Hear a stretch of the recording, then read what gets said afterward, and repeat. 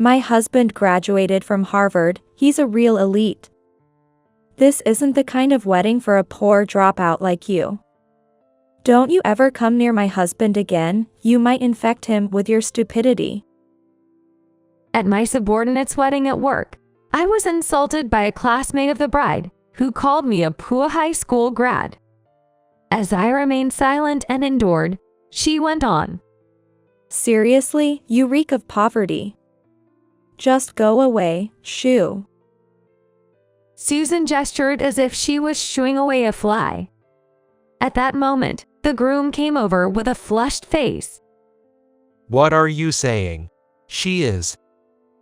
At the groom's shocking words, Susan's face turned pale. My name is Karen. The only thing slightly different about me is that I was raised by a single mother. It seems my father divorced my mother for some reason before I was old enough to remember, and I don't recall his face at all. In fact, I have no memories of my father even in my scant childhood recollections. It seems my parents split up when I was very young. I have a brother and a sister. My mother worked multiple jobs and was hardly ever home, so I took care of them instead. My brother and sister are very bright kids, and they never complained about our mom working and not coming home, just accepting it as the way things had to be. Perhaps knowing how we felt, she tried to finish work early to come home for us. But as I reached high school, I understood. My mother was pushing herself too hard. Compared to my friends' mothers, she was thin and it was normal for her to have only one meal a day due to her busy work schedule.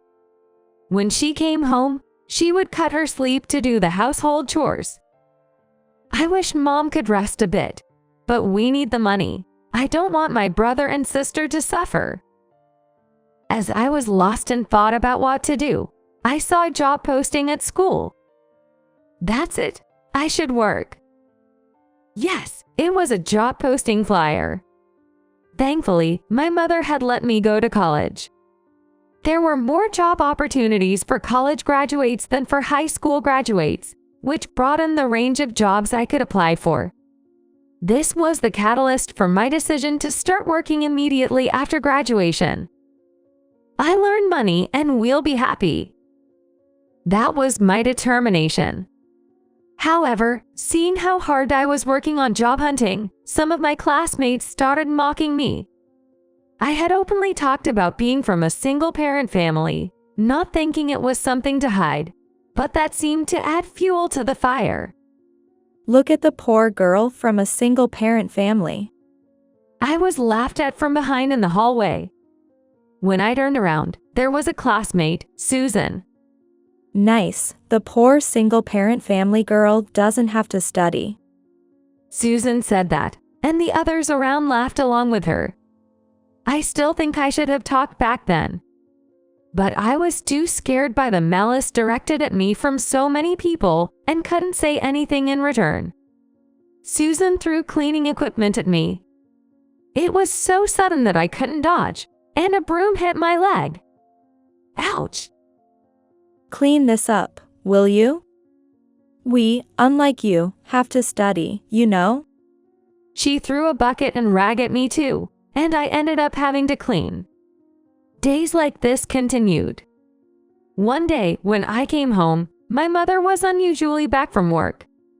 As soon as she saw me, she looked worried and spoke to me. Karen, are you okay? Did something happen? Tell me. I felt like crying at my mother's gentle words. But seeing her tired from work and doing household chores, I couldn't bring myself to cry. No, I'm fine. Just finding job hunting a bit tough.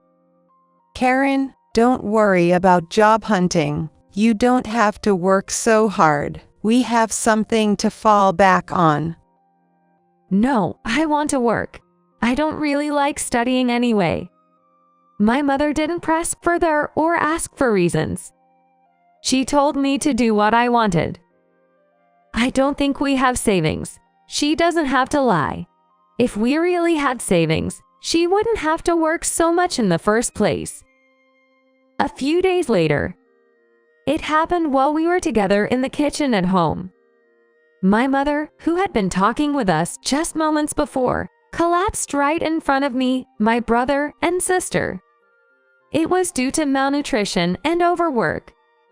She had been so busy at work without any break that her body had been crying out in pain. Pushing through the pain and always enduring it, she had finally reached her limit. I'm sorry, Karen. My mother kept apologizing to me in the hospital. No, Mom, it's not your fault. It was my decision. But dropping out of college. Yes, I decided to drop out of college to work in place of my mother. We wouldn't have any income while my mother was hospitalized. Thinking about what would happen if she collapsed again, I decided to start working immediately without waiting to graduate. It's okay, I'll find something soon. Although I was determined in front of her. When I got home, I was filled with anxiety. What should I do? Finding a job that hires a high school graduate. I was actually desperate. Without a college degree, the job options narrow drastically, and finding a job that can support a family of 4 is nearly impossible. I need to find any job, even if it means juggling multiple ones. That's what I was thinking at the time. That was when I got a call from school, and my teacher asked me to come in. The next day, I went to school, but I was led not to a classroom or the staff room, but to a meeting room. Excuse me. In the room, there was a man with a calm demeanor. I sat down as prompted, and the explanation began without me knowing anything. Karen, this is the president of KS Company. Oh, hello, nice to meet you. Yes, you seem like a bright young lady. I run KS Company. Here you go. The president handed me his business card. I remembered the etiquette I read about in books and awkwardly accepted the card. Looking at the card, I realized it was a well-known major company. I've heard about you. Oh, thank you. I would like to invite you to work at my company. What? I was surprised over and over again. The man in front of me smiled kindly at my astonished expression. How about it? Yes, please, I'd be grateful. Incredibly, the president of a major corporation came to the school and offered me a job. I can't let this opportunity slip away. I didn't understand why he wanted to hire me, but as someone desperately searching for a job, I immediately agreed. Thus, I dropped out of college and started working. A month later, I began working at the major company, picked up by the president, Mr. Kent. Everything was new to me, and I struggled to learn the job. It was very unusual for the company to hire someone with only a high school diploma, and behind my back, people whispered that I might be Mr. Kent's mistress. But if I can't make it here, I'll have to juggle part-time jobs, and then I won't be able to support the 4 of us.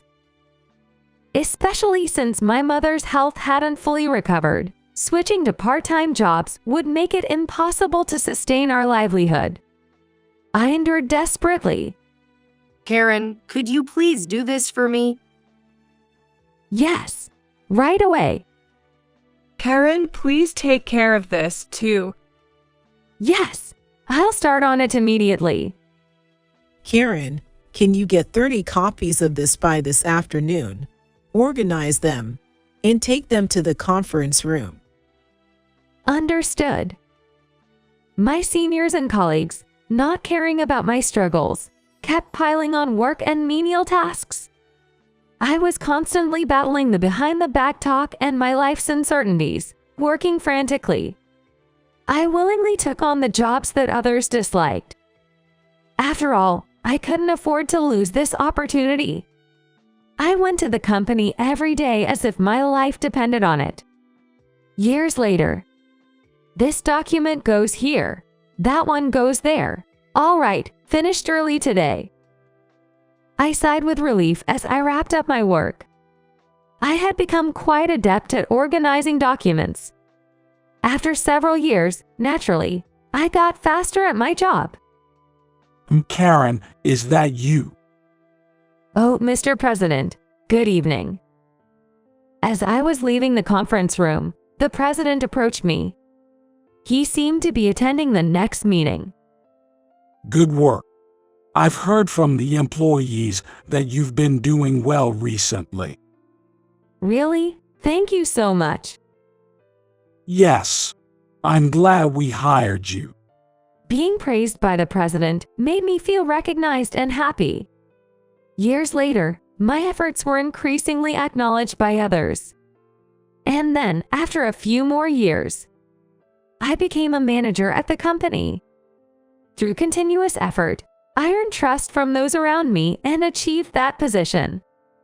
Until around then, I had worked fervently for my family. Eventually, I was working hard to repay the company that had employed me for so long. Then, one day, the president called me. Mr. President, may I come in? Karen, welcome. I have something to discuss today. Please have a seat. Yes. Years passed, and I sat in the president's office chair, which had barely changed. What is this about? Actually, I want you to take charge of a company. What?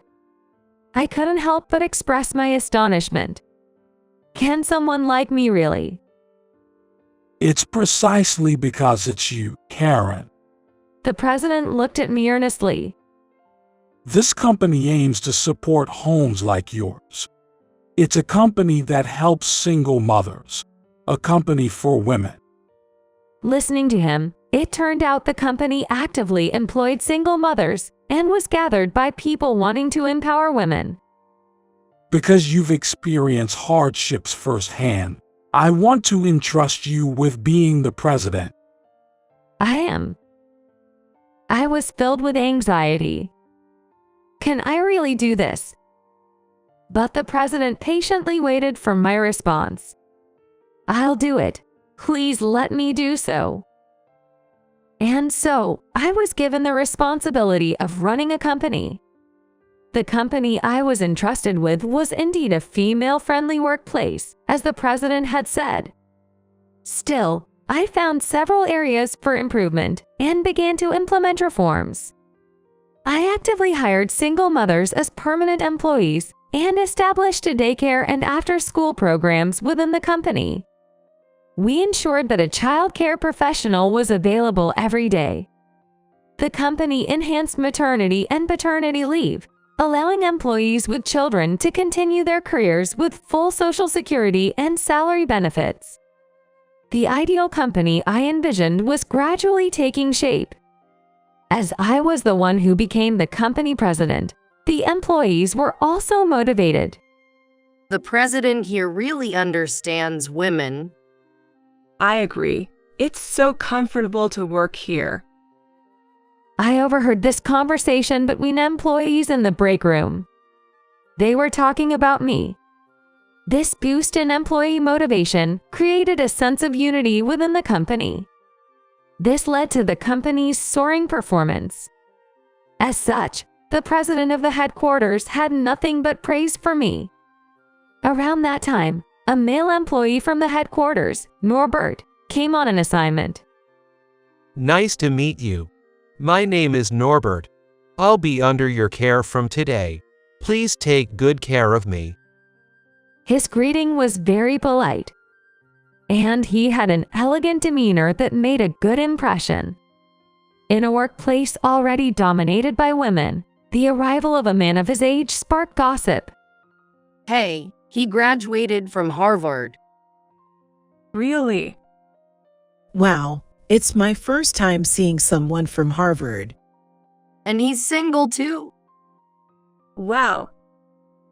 Given Norbert's gentle manner and communication skills, he would quickly become popular here. That's what I thought. However, after a few days, I noticed that Norbert looked downcast when he was alone, He would smile when talking to others, but his expression turned somber when he was alone. I wonder what's wrong. Is he okay? But men have their own issues, right? I was worried, but as days passed, I could see Norbert's face growing increasingly troubled. Finally, I approached him. Norbert, do you have a moment? Yes, sure. I started the conversation when we were alone. I'm sorry, did I make a mistake? No, it's not that. I've noticed you haven't seemed your usual self lately. Are you okay? Well. Norbert's words faltered. He seemed to be struggling with whether or not to speak. I'm sorry. If it's personal, you don't have to talk about it. But as a president and as a person, I'm concerned to see you looking so distressed. Is the workload too much? Or is there a particular task that's troubling you? Please feel free to share anything work-related. I spoke gently to avoid any undue pressure. Trying hard to speak in a way that wouldn't hurt his pride, Norbert seemed to understand my approach, and he nodded slightly and began to speak hesitantly. Actually, I'm feeling pressured. Pressured? Sometimes, when things don't go well at work, I hear he's smart but can't do his job. Is he really a Harvard grad? It's shocking and stressful. I see. I've always felt this way since I was young. Really? My family, well, my father was a company president, and we never struggled financially. So, a lot of people approached me for money. I've always felt judged by my title or wealth. I thought once I joined the company, people would judge me by my abilities, but it feels the same here too. It's like no one really sees me, and I start to wonder, what am I really? Though Norbert didn't cry, he sniffled and turned away, as if trying to hide his face from me. He seemed on the verge of tears. Seeing Norbert like this made me feel a twinge of emotion. Everyone has their own set of problems, regardless of what they have. It's okay. Let them say what they want. You are you. Yes. I've been through a lot too, you know. Really? It was when I joined the company. You went through a lot too, Miss President. Yes. You were the president's son, right? Yes. I was a poor girl from a single-parent family. Listening to Norbert, I shared a bit of my past, but it flowed out as if it were just yesterday's story. My mother collapsed, and I had to drop out of college. I was constantly rumored about at the company. At first, they kept saying I was useless, questioning how someone who dropped out of college could be here in modern times. There were even rumors I was the president's mistress. What did you do then? I worked like mad. Just worked and worked. Because back then, I loved money. Just kidding. Ha ha. Let those who want to talk say what they want. They'll see eventually. I tried to cheer up Norbert with jokes and gestures. Whether I truly cheered him up, only Norbert would know. Regardless, I tried to be as entertaining and empathetic as possible. Talking to you somehow cheers me up.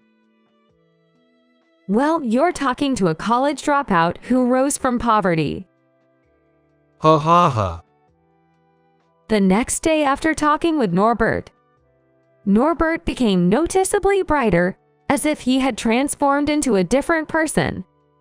He talked with a beaming smile, quickly devising solutions whenever there were mistakes at work. The communication with his colleagues, which had been a concern, gradually improved as well. I'm glad Norbert is feeling better. Eventually, I could even hear him humming to himself when he was alone. I was happy to have been able to help an employee. From then on, Norbert's work went smoothly. In just half a year at the company, his efforts were recognized, and he was transferred to the headquarters. I was as happy for him as if it were my own accomplishment. Miss President. Norbert, good work. President, thank you so much. I'll be moving to the headquarters starting tomorrow. I really owe it all to you for getting this far. Oh, come on. It's your own hard work that did it. No need to be modest. You've earned it, so go to the headquarters with your head held high. Yes, and, actually. Norbert handed me an envelope. I immediately understood what it was. I'm getting married soon. I really want you to come to the wedding, Miss President. Of course. I'm looking forward to the delicious food.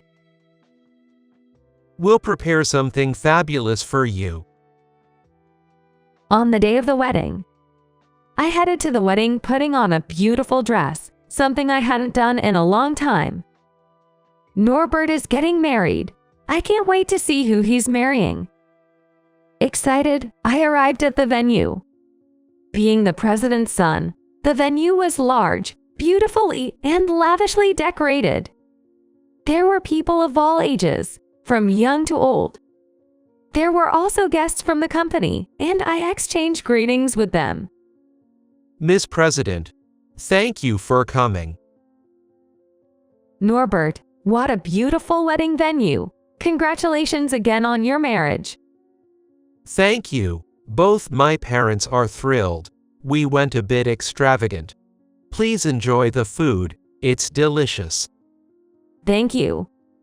Then Norbert's name was called from afar. Oh, excuse me for a moment. The star of the show is busy, I see. Don't worry about me. Go ahead. Yes, Miss President. I'll see you later. In marriage, huh? Maybe it's time I found someone too. As I leisurely thought this, searching for my seat, a shrill scream from a woman echoed through the venue. What? Why are you here? I turned around to find my ex-classmate, Susan. She wearing a pure white wedding dress. Norbert's partner for marriage turned out to be my ex-classmate, Susan. It was the same Susan as the one who had scorned me as poorly educated. My grip tightened in shock. You, the poor girl from back then? What? Are you jealous and just came to see? I don't remember sending you an invitation. I'm here as my work is related to Norbert's company. What? You work with Norbert? That's the worst. Susan scrutinized me from head to toe and laughed mockingly. You still have that poor look on your face. It's such a turn-off. To think a poor person like you would be at my grand wedding. As I felt uncomfortable, Norbert returned. Susan, you two know each other. He was surprised to see Susan and me talking. Susan slapped my back and laughed. Not that well, just a college classmate. This person is crazy. She's just a high school grad, you know. She dropped out of college. A lowly educated high school grad from a single-parent family and super poor. It's so unbelievable these days. Really hilarious. Susan clung to Norbert's arm. Hey, why did you invite someone like her to our wedding? Norbert is a Harvard graduate, an elite. It's not a wedding for some poor high school grad. That's just a mismatch. Hey, Norbert, kick her out. Go on, shoo. Don't ever come near Norbert again. Susan gestured as if shooing away a fly. Ridiculous. Norbert, with a flushed face, shouted loudly. Norbert. She's poor. She's a company president. And the person who helped me recover. What are you saying? Huh? Susan's eyes widen in shock. A company president. No way. I pulled out a business card from my bag. Susan snatched the business card from me as if grabbing it away. This company. Norbert's. You've gone too far, no matter what. It's weird, isn't it? For Norbert, a Harvard grad, to work with a college dropout. Huh? So you judge people by their education. You chose me for my education too, didn't you? Wait. That's not it. Then why did you decide to marry me? What did you like about me? Norbert confronted Susan. Susan, twirling her finger and looking up at Norbert. Because I thought being with a Harvard grad would secure my future. And you're the son of the president, and of course, you're handsome and hardworking. Being from Harvard and the president's son, that's part of your charm, right? Norbert trembled with anger as Susan forcibly held his hand. I mean, I fell for everything. Didn't I say I really love you? No way. Norbert shook off her hand. Sorry, but I can't be with you, Susan. It's impossible for me to be with you. Susan gasped in disbelief. It seemed Norbert was deeply hurt by being judged for his background and education. He then sincerely called for everyone's attention. Ladies and gentlemen, I'm terribly sorry for gathering you here. We will cancel the wedding and instead have a meal together. Norbert. What are you saying? Norbert. The meals will be brought to each table, so please enjoy the meal there. Don't forget to take your wedding gift back when you leave. Hey. Why? Wait. Norbert. He then faced Susan with a serious face. Let's have a private talk with your parents and mine. I can't spend my life with you. No. Wait. Why? As Susan clung to him, Norbert tried to lead her away to talk privately. Before leaving, he looked at me and expressed his apology. I'm really sorry for the rude words. I'll apologize properly later.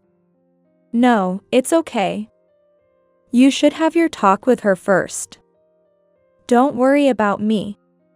Okay, I'm sorry. Norbert's somber expression was something I had never seen before. I sighed and returned to my seat, but I couldn't swallow the exquisite food before me. A few days later, Norbert formally apologized. And then he told me about what happened afterward. Norbert and Susan officially ended their engagement. Susan was disowned by her parents due to the incident. She tried to visit Norbert's house multiple times, but he refused to see her. And it turned out that the fault lay not only with Susan, but also with her parents. It was revealed during discussions between both families that Susan had been repeatedly told by her parents to choose a man based on education and family background. They disowned her because she was no longer engaged to Norbert, who had a prestigious education. Such a thing. Yes, it seems her parents often told her that. I did feel some sympathy for her. So that was the situation. After hearing that from Norbert, I felt troubled. As I watched him leave the president's office and head back to the headquarters, I pulled out a copy of a resume from my desk drawer. It had Susan's name on it. After the turmoil, she had applied to my company. At first, I thought Susan might have applied just to cause trouble, but after hearing Norbert's story, I became curious about her reasons listed on the resume. I just want to hear a little bit more. I decided to go ahead with Susan's interview. On the day of the interview, I met with her nervously. But Susan came into the interview room with a serious look in her eyes. She wore a neatly tailored suit. Her hair was well styled, and the playful gestures that were once characteristic of her were completely absent. Susan, let's begin the interview. Please do. The interview progressed with such seriousness that it was hard to imagine she had ever jested before. Susan's expression was stern, showing no sign of malice. She answered the interview questions thoroughly. This concludes the interview. I was about to end Susan's interview after the last question. But then, something made me curious, and I had to ask her. I want to ask you this not as a president, but as a former classmate. Susan made a gulp sound. I could tell that she was nervous. Why this company? I want to challenge myself. Challenge. I've stopped relying on men. This company allows women to rise based on their abilities, right? I want to carve out my own path in life, not because my parents told me to, but because I want to stand on my own. I noticed the determination in Susan's clenched fists resting on her knees. I've looked down on many people, including you. But being disowned by my parents made me realize how flawed I was. I wasn't prepared to live on my own. Susan. It's only now that I've understood the struggle of being alone. But it's not like me to live submissively at this age. I'll work hard and not let myself be outdone by anyone. Her seriousness made me more nervous than her. But after reviewing her resume and hearing her during the interview, I made my decision. In a week then, I'll send the details by email. What? I'm saying you're hired. It somehow reminded me of myself from a few years ago. I remembered the time when, struggling desperately, the president offered me a job. Knowing Susan's resolve, I decided to bring her into the company. And that decision proved right. Susan demonstrated more effort and dedication than I had expected. She showed more dedication than expected, respecting the single mothers and women with less education she once ridiculed, efficiently managing her work. With her high communication skills and intelligence, she remarkably improved the company's performance within a year. Susan worked so hard that it made me feel a bit envious. And that effort was apparent to the president who had hired me. Then one day, the phone rang.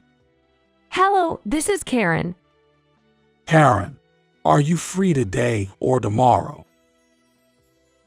Mr. President, good evening. Yes, I am free. Is it about a work meeting? I tensed up at the president's words over the phone. But the president surprised me with his response. No. How about we go for a drink? The company you're managing has grown so much. Let me celebrate that a bit. Yes, of course. I'd be delighted. That evening, I went out for drinks with the president. Having a drink alone with the president, who had been so supportive, was actually a first for me. I sat down, feeling both excited and nervous. The president, considerate as always, chose a relaxed setting for our gathering. As the alcohol loosened me up, I decided to ask him something. By the way, Mr. President. Why did you hire me? You came to the school for me, remember? Looking back, it seems so strange. I had been curious. The reason he specifically came to my school to recruit me, even after I had dropped out, had always nagged at me. I was completely unaware of his intentions at the time. When I looked at the president, he hesitated for a moment, remaining silent. But gradually, he began to open up. The truth is, Yes. I am your real father. Yes. Wait, what? My head, previously fuzzy from alcohol, suddenly cleared. What, father? The president, or rather my father, put down his glass of alcohol and began to explain slowly. Things were not going well at work. I had decided to start my own company, but I couldn't make it work, and there was hardly any income. Yet, I worked desperately. Because of this, he was rarely able to return home. Unbeknownst to me, my mother had met with my father a few times outside. However, he was too busy and could only spare a few minutes between work commitments, never managing to come home. By the time his business finally started to take off, I had already become a college student. I offered to help with your tuition, but you were adamant about getting a job. Your mother said if I really wanted to help, I should employ you at my company. Oh, that's what Mom meant by having something to fall back on. Then, as his company's performance improved, he started financially assisting my mother. My mother insisted she was fine, but considering I had a brother and sister, and the college expenses, he felt obligated to make amends for the past. So, he sent money every month to support her and our family. What I did is unforgivable. I was always running away, leaving everything to your mother. When I heard she collapsed, the regret was immense. So, the company I'm working for now is? It seems my actions naturally led there. A company for single mothers. Perhaps it was my way of making amends to your mother and you all. That evening, over drinks, I had a lengthy conversation with my father. Although shocked and hardly able to drink, I listened to various stories from the past. I'm truly sorry. The man I respected as the president, my father, was sincerely apologizing to me.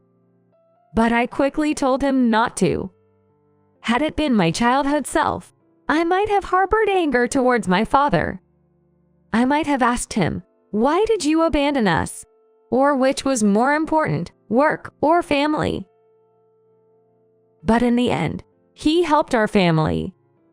He is still protecting my mother's life. I never harbored any resentment towards my father. There were times I wished he had helped us sooner, but realizing that he employed me, cared for me, and watched over me closely made me feel that he had indeed been a father to me. From that day on, I had a father in my life. I gained a father who is also the president. I talked with my mother, and we decided to go on an outing with the whole family. I am incredibly excited about our first family trip. People should not be judged by their titles or labels. Even those with prestigious titles may lack effort or manners, and those who are less fortunate can be competent and successful. Rather than assuming based on appearances or titles, I felt reaffirmed in the importance of looking people in the eye and truly engaging with them.